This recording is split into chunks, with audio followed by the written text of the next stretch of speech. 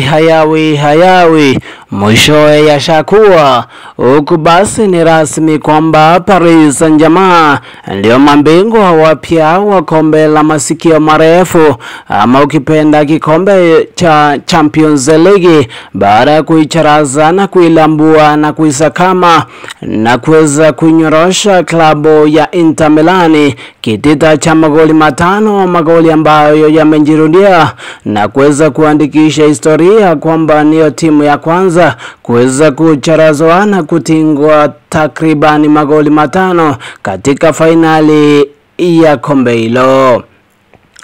Ni rasmi basi Paris Saint-Germain ni mabingwa wapya baada ya kukisaka kikombe hicho kwa muda mrefu. Ikumbukwe kwamba mchezaji wao Kylian Mbappe aliweza kujiunga na Real Madrid kwa kuweza kupania kutoa kombe hilo. Basi ni kwamba ataenda ama ataambia nini watu Kylian Mbappe ambaye basi anaichezea Real Madrid. Paris Saint-Germain basi ikiwa basi nachukua taji hili na kuiletea hadhi nchi ya Ujerumani, ama ukipenda Jerumani, baada ya kwamba ikumbukwa kwamba finali ilikuwa ya kwanza ambayo ilikosa timu za kutoka taifa ama mataifa ya Uingereza pamoja na Hispania.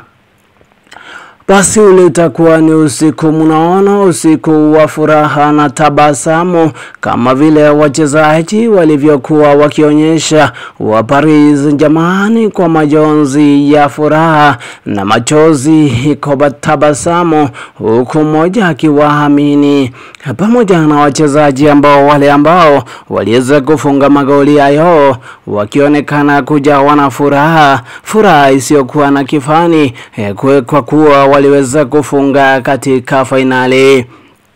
Magoli yote 5 yakifungwa na wachezaji mbalimbali. Goli la kwanza la klabu hiyo, ama goli la kwanza la Paris Saint-Germain likifungwa katika dakika 12 na mchezaji kutoka bara la Afrika Achraf Hakimi, huku dakika 20 Doué akifunga la pili na la tatu akifunga pia akiweza kufunga dakika 63 na dakika 73 pia mchezaji Kvaratskhelia aliweza kufunga goli, huku magoli ama msumari wa mwisho katika jeneza la Inter Milan ikiweza kugongelewa, msumari huo ukiweza kugongelewa na mchezaji Mayolo.